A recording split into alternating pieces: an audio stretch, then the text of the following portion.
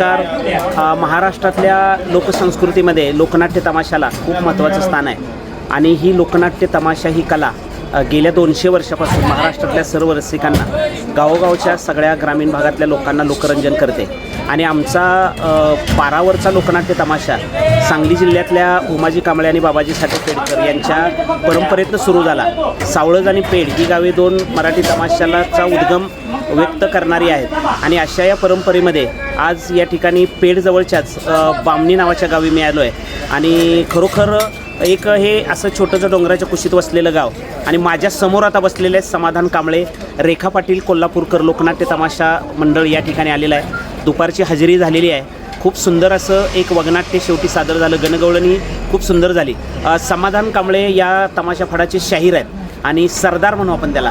तर आपण खूप सुंदर असं सादरीकरण केलं. फक्त मला एक सांगा, हा रेखा पाटील लोकनाट्य तमाशामध्ये तुम्ही किती वर्षापासून काम करताय? मी जरा सर एक 7-8 वर्ष ह्याच्यामध्ये आहे. होय होय. हां, म्हणजे सरदार म्हणून काम करताय. सरदार म्हणून काय काय का नाही, माझ्या आधी सरदार म्हणून रामहरी पेडकर शाहीर होते. बरं. हां, त्यांच्या गेल्यानं मग मी त्यांच्याकडून शिकलो घ्या. हां, पण त्यांनी गेल्यानंतर सरदारकी माझ्याकडे आली. बरं बरं बरं. मग आता तुम्ही सरदार आहे, पण आता काय काय चालतं याच्या गणगवळण, हा, बतावणी? आता तमाशा पारंपरिक हा तमाशा कोल्हापूरचा तमाशा पारंपरिक आहे. गण गवळण बतावणी गाणी मध्ये त्यामध्ये फारसं होतो आणि मध्ये हो. आणि नेमाप्रमाणे वगनाट्य दिलं जातं. हजेरीच्या कार्यक्रमात. हजेरीच्या कार्यक्रमात. आज बामणी आणि या परिसरातल्या बामणी, धामणी, पेड, सावळज किंवा या ठिकाणी जवळचं मंगरूळ, चिंचणी ही जी गावं आहेत किंवा हातनोली या गावातले लोक इथं हजर होते आणि खूप त्यांनी अगदी इतका आनंदानं, अगदी बाहेरचा उकाडा असताना सुद्धा तमाशा पाहिला आणि तुम्ही सुद्धा ऊन असताना सुद्धा खूप रसिकतेनं त्या कलेमध्ये तुम्ही स्वतःला ओतलेलं आहे. तर मला खूप सुंदर आवडलं आणि मला या तमाशा फडामध्ये खूप सुंदर एक जे आवडलं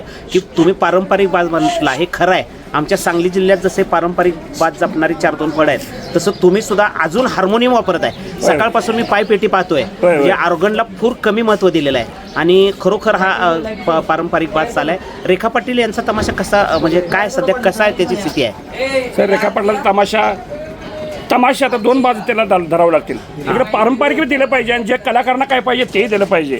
पण ज्यावेळी पारंपरिकला जे वाद्य लागतात, पेटी शिवाय सर मी अजून गण म्हटलं नाही. हो, एखाद्या वेळी पेटीचा प्रॉब्लेम आला, एखाद्या दिवशी चालेल पण दुसऱ्या टायमाला पेटी आम्ही घेतल्याशिवाय गणगवळण म्हणत नाही. बरोबर. आणि पेटीवरचाच हा तमाशा आहे आमचा. पूर्वी 5 जी वाद्य होती, डप ढोलकी झांज तुंतुन, डप ढोलकी झांज तुंतुन हा पहिला तमाशा आणि नंतर याला आता आधुनिकरण आलं. हो, त्यामुळे त्या पद्धतीने दोन्ही जे पब्लिकला पाहिजे तेही देतोय आणि पारंपरिक जे आहे तेही करण्याचा प्रयत्न करतो. म्हणजे अजून तुम्ही हार्मोनियम पायपेटी घालवली नाही? नाही. मोठ्या मोठ्या तमाशा पार्टीतून किंवा जे अजून कनातीतले तमाशे आहेत तिथं तुम्हाला ऑर्गनवर सगळं दिसतंय.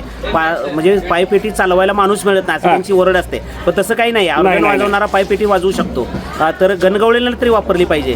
पण आपल्या पारावरच्या तमाशामध्ये आज खूप मला सुंदर या ठिकाणी तमाशाचं सादरीकरण झालं. खूप आवडलं आणि गेल्या 5-6 वर्षापासून खूप कार्यक्रम आहेत.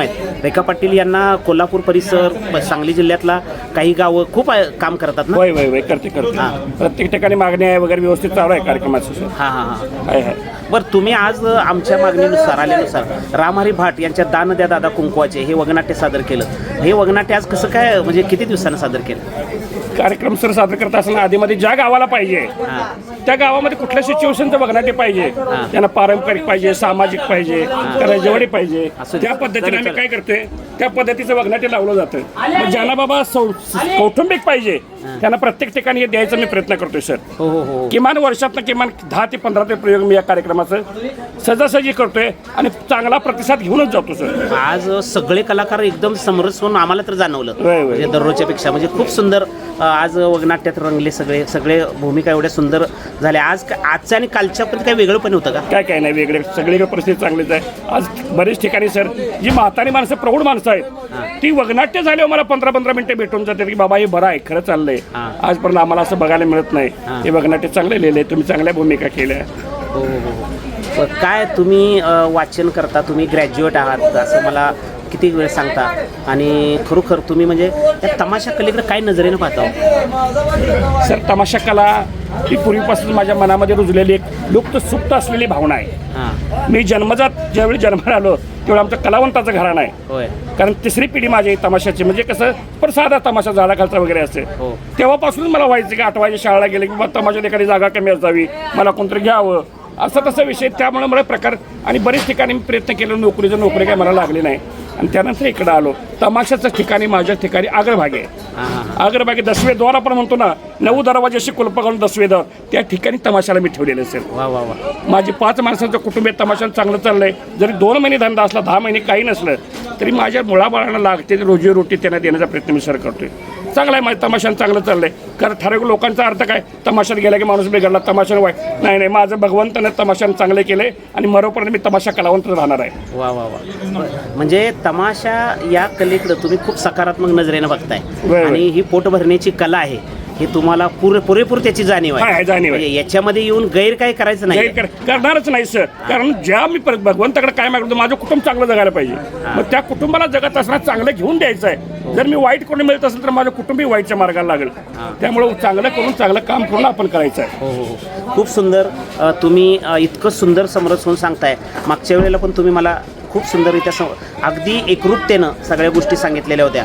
आणि शिक्षणाचा उपयोग आपल्या ग्रॅज्युएशनचा उपयोग कलेसाठी सेवा म्हणून तुम्ही केला आहे हे मागच्या वेळेला म्हटलेलं होतं. हां. आणि आता या ठिकाणी मग तुमचं या व्यतिरिक्त वाचन लेखन काय सुरू असतं?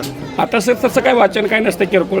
फक्त तुमच्यासारख्या लोकांच्या तज्ञ माणसांचं यूट्यूब वगैरे येतं, काय येतं, थोडंसं फोन बघायचं, चेक करायचं, बाह्य परिस्थिती काय चालली आहे बघूनच जास्त माझा विषय. वाचन कमी आहे फार तर. हो.